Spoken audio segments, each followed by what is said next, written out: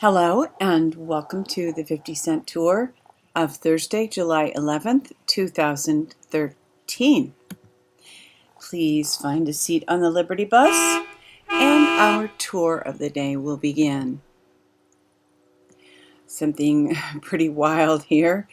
Horror as patient wakes up in New York hospital with doctors trying to harvest her organs for transplant profits.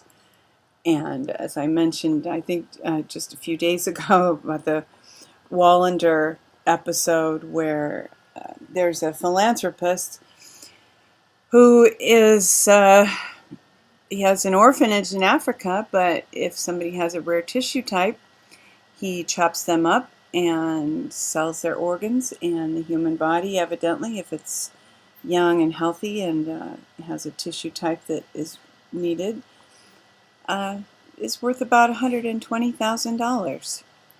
So I guess the caution here is you might not want to be an organ donor. On your driver's license, change that next time you get it renewed and tell them, or even make a special point, you're not an organ donor. I can't vote my principles, I'm in leadership. And Ron Paul was once told that by a conservative member of Congress. And this is an attitude that people have.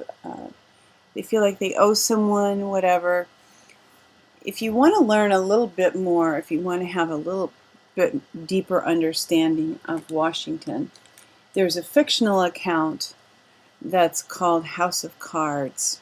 And Kevin Spacey is one of the producers. He's also the star.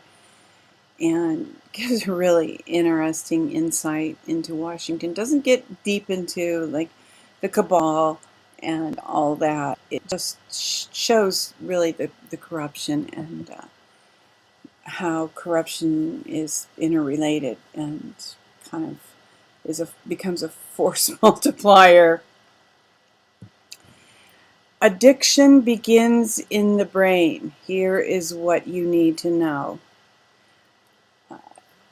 Based just on what I've observed in my life, I would say that, addiction is a response to pain. Most people who develop addictions, there's some pain, usually emotional, sometimes physical, that they're trying to make go away. So if you know people who have issues, it's wise to help by understanding. Millions in U.S. tax dollars go to big data for wiretap capabilities.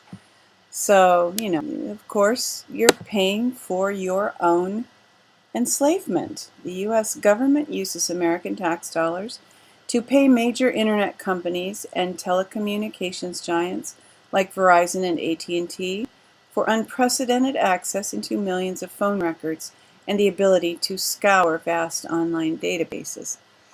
And the issue arises here. They're spending money, our money, without our consent.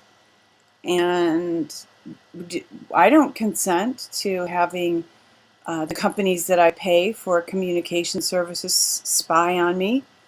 No, so we're paying for it on both sides. We're paying for it by purchasing the services of the communications companies, and we're also paying for it through taxes on the other side. Ouch. Obesity epidemic caused by EMF exposures in the home, according to startling new research. This is pretty remarkable, but quite honestly, I don't have a hard time believing it. When you consider, look back in your own life. If you have an issue with weight, just out of, just as an experiment, when did that start? I can pretty much say that I developed more of an issue with excess weight after we had wireless in our home. So, of course, it's not just wireless. It's also cell phones and all kinds of mechanisms. But electricity and the diseases of civilization: ADHD, suicide, cancer, obesity, asthma, diabetes, cardiovascular disease. And we're not letting GMOs and food toxins and water toxins and air toxins off the hook completely here. But it's important to take a look at this. And we have talked about, we'd love at some point to build a house that is wired in such a way that we can shut down our electricity at night when we go to bed, and maybe have wires only running through certain internal walls. As houses are wired now, you're inside of you're encircled by electrical wires, so it sets up a field. If your house was built in a way that the rooms were arranged around the center of the house, you might be able to have wiring that just goes through the center. I realize that would not be up to code, because I think there's electrical code that requires an outlet every 12 feet or something like that. But there has to be a way to do it.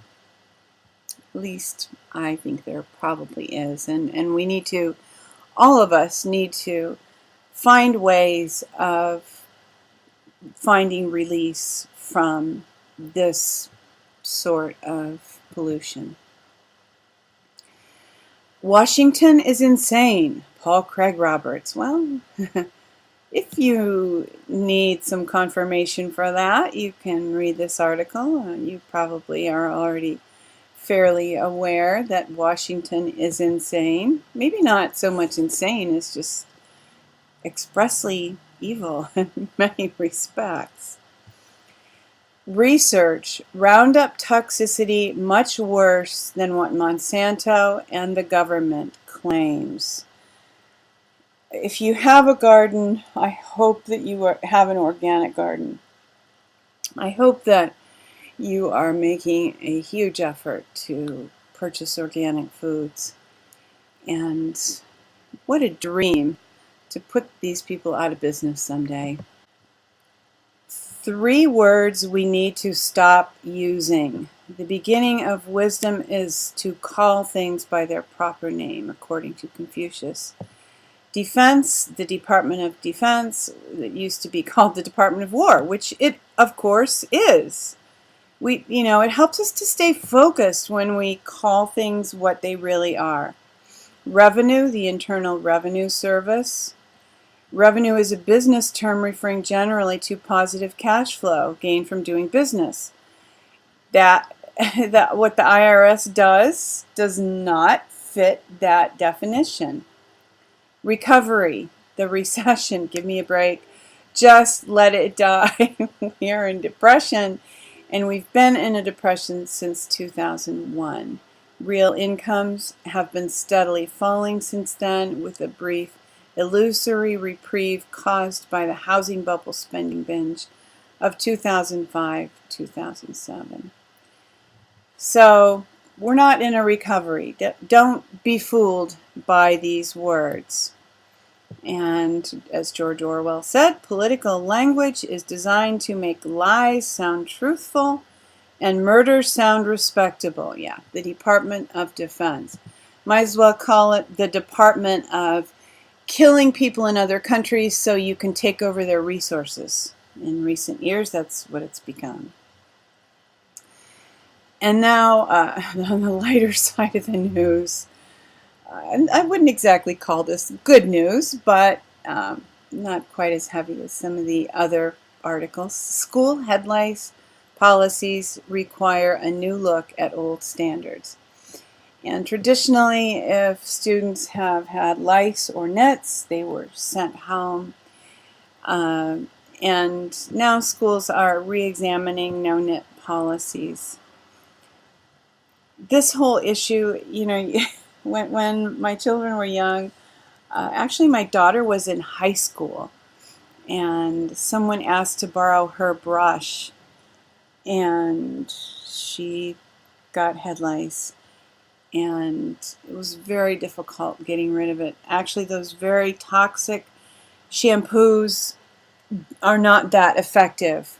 The thing at that time that I knew of that was most effective was just one of those combs that have the teeth very close together that you can, after you wash hair, you can get the nits out. But now I am aware of essential oils, and I would have been a more effective mother had I known about these 20 years ago, but you know, hindsight's 2020. If lice settlements have been reported in your school or work environment, to prevent lice, add 4 drops of oregano oil to a mixture of 1 ounce apple cider vinegar and 1 ounce of water. Use as a hair rinse. And there is another recipe here to use essential oils to get rid of lice. Home remedy head lice recipes created with essential oils are a safe alternative. And this gives a little bit of information about the most common head lice remedy, which is very toxin, a hazardous polychlorinated pesticide that has been recommended by some experts to be banned. So the alternatives are worth any extra effort that they require. And you know, even the use of that nasty commercial shampoo requires some special effort. So I vote for essential oils. And the tour of the day is a presentation of She Who Will Walk in the Dark Productions. We thank you for being with us for today's tour. The dawn is coming. Weeping may endure for a night, but joy comes in the morning. Hoping that you will love one another, take care, and insist on liberty.